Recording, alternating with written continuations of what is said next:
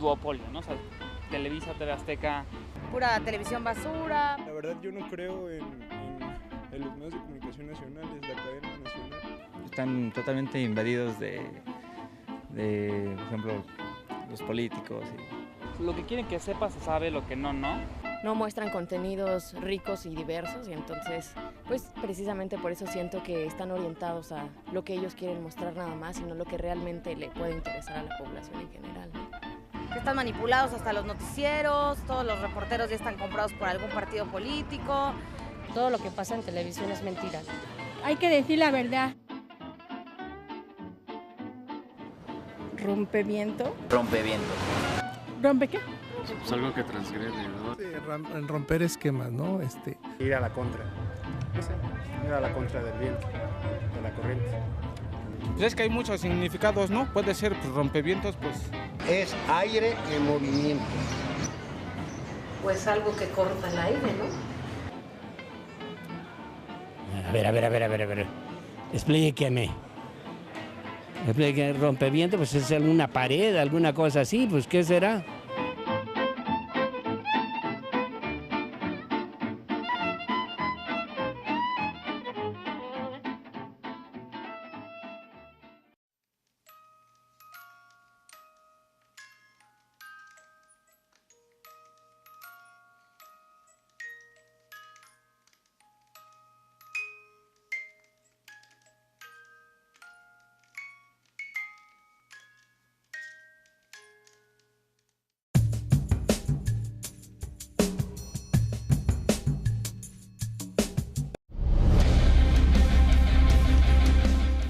Bien, nos detallaba el diputado Monreal los aspectos principales de esta reforma o los generales, los que más impacto tienen. Hablaba ya del pasivo laboral, de la cláusula Calvo, pero existen otros, sí, diputado. Yo le diría que los otros que son muy graves es el tema, bueno, la renta petrolera, ¿no? Ese es el tema más grave que los priistas y los aliados de ellos se niegan a reconocer que es una auténtica privatización y que la renta petrolera se va a disminuir de manera grave, dejando un socavón, dejando un boquete impresionante en nuestro presupuesto de egresos yo calculo de entre 400 y 500 mil millones de pesos, porque esa renta petrolera se va a compartir con las transnacionales y no son damas de la caridad, los extranjeros que vienen por el petróleo, por la energía y por el gas mexicano,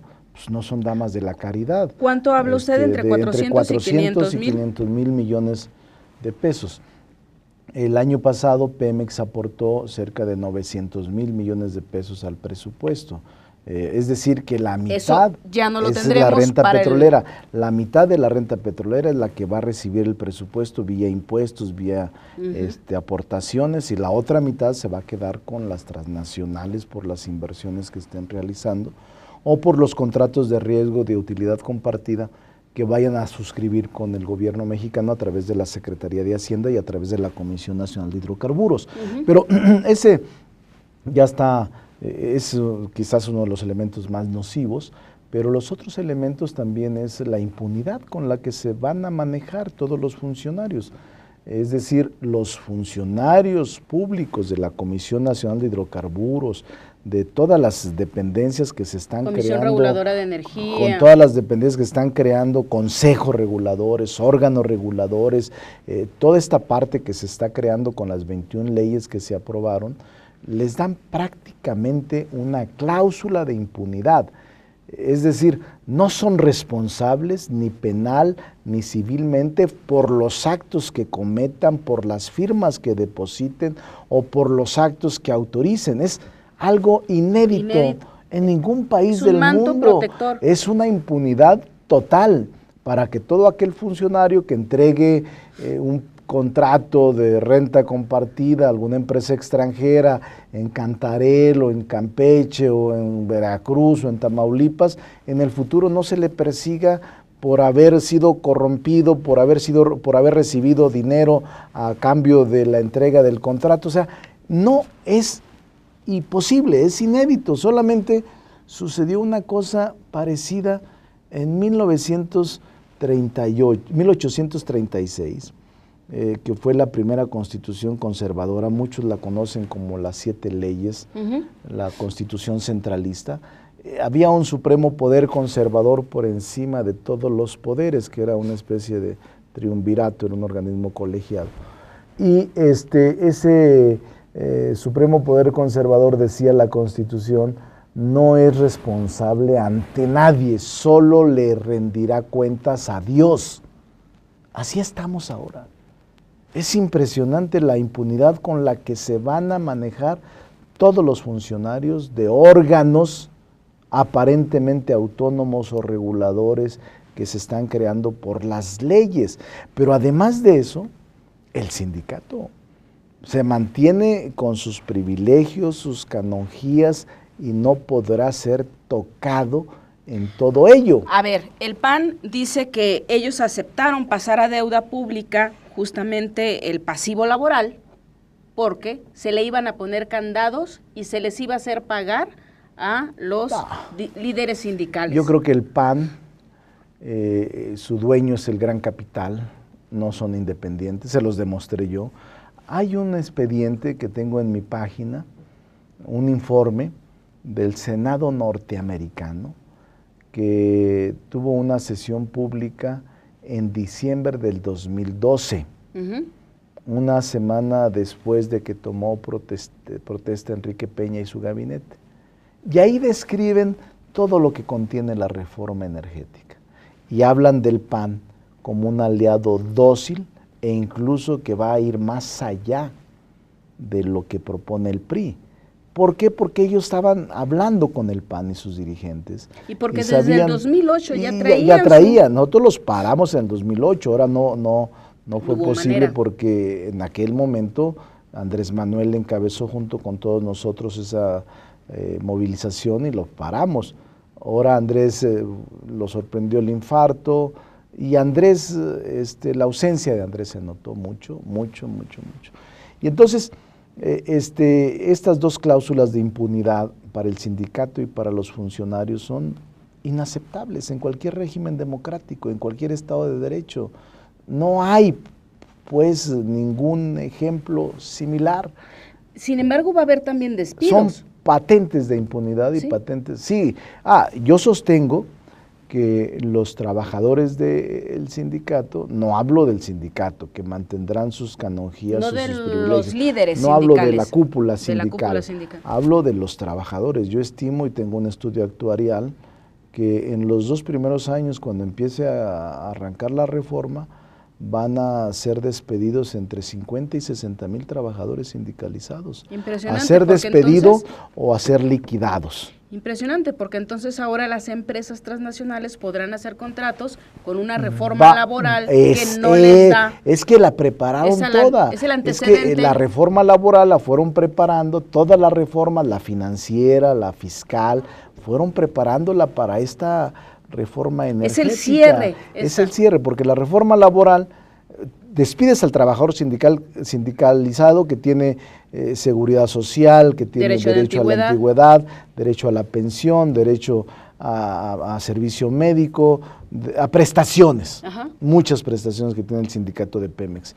Pero lo despides, lo liquidas y contratas a uno por contrato determinado, por hora.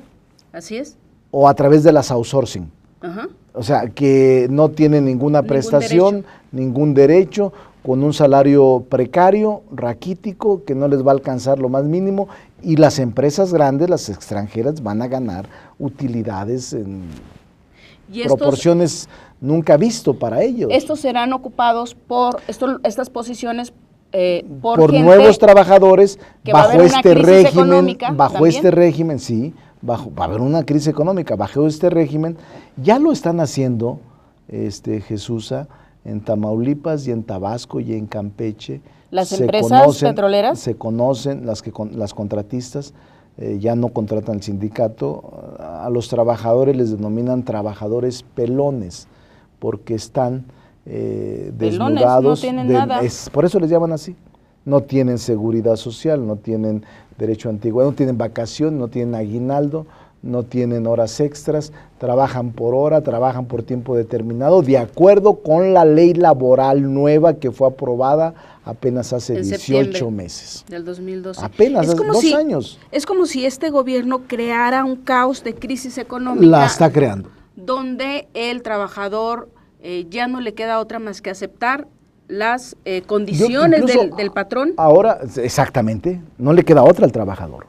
¿Sí? Porque no hay trabajo, ¿quiénes serán los que tengan los puestos administrativos y de mando? Los extranjeros. Si la Statoil, la Shell, la Chevron o la Petrobras o cualquier otra, o Noruega, una empresa transnacional viene y contrata, pues él va a traer su personal calificado para los mandos superiores y para los administrativos que manejen la empresa. O sea, los mandos de dirección van a ser extranjeros. Y los que requieran. Como ya está haciéndolo en Tabasco y en Campeche y en Tamaulipas. Entonces sí es un problema grave, porque finalmente el mexicano, que es el dueño del petróleo, se quedará totalmente en la orfandad por estas leyes regresivas y desnacionalizadas que aprobó el PRI, el PAN, el Verde y el PANAL. Ahora, yo lo que sostengo, ahora que he salido a las universidades, de verdad, Jesúsa, me preocupa mucho que hay de los jóvenes. Por eso estoy escribiendo este libro, porque lo estoy haciendo en un lenguaje llano. Todas las reformas estas las estoy describiendo, en qué consisten, qué se modificó, cuál es el alcance, cuáles son las consecuencias jurídicas, qué pasará en el futuro desde mi punto de vista, pero además dejando abierta la posibilidad de análisis de la gente, de los estudiantes y del pueblo en general. Que esa es la segunda parte, un posible estallido ante la falta de oportunidades que pudiera tener la sociedad. Pero antes de eso, diputado, ¿por qué los legisladores sí votaron más de 300 votos a favor de los 500 legisladores que hay en la Cámara de Diputados? Usted hablaba de un boquete entre 400 y 500 mil millones que pudiera traer en el presupuesto esta reforma energética. Eso implicaría que los estados las 32 entidades de este país van a recibir menos recursos. Así es. Eso también implica que los gobernadores puedan estar preocupados. Tenemos una elección en puerta para renovar el Congreso, que vienen siendo también como referéndums a sus propios gobiernos estatales, y sabemos de algunas presiones que hubo por parte de gobernadores hacia sus diputados, y está el caso de, no podemos evitar hablar de ello, de Tabasco, Arturo Núñez, un ex senador, ex diputado, y que estuvo muy de la mano con Andrés Manuel López Obrador en la lucha contra la privatización de los hidrocarburos. Sin embargo, hoy sus legisladores también optaron por sumarse al PAN en esta parte. Sí, yo en la distribución de los recursos. Yo creo que fue un error. ¿Una manera de comprar también? Sí. El poder corruptor del gobierno en estas reformas fue impresionante, inacabable. La verdad es que es un régimen corrupto, tengo elementos para decirlo, y es un régimen que no le importa el costo, el precio de los opositores. Lo compra al precio que sea. Y esto me parece muy triste, porque finalmente el Congreso no está legislando para una mayoría de la población, está legislando para una minoría, para una minoría depredadora, para una minoría cuya codicia no tiene límite. Y donde ellos ganan y los legisladores salieron baratos, parece ser. Pues, lo que les pueda costar, es que es un negocio. O sea, estos señores tecnócratas neopriistas corruptos e ignorantes que están en el gobierno, no importa el precio que sea. De ese precio vamos a hablar en el último segmento, ¿cuánto les dieron a los diputados por esta reforma?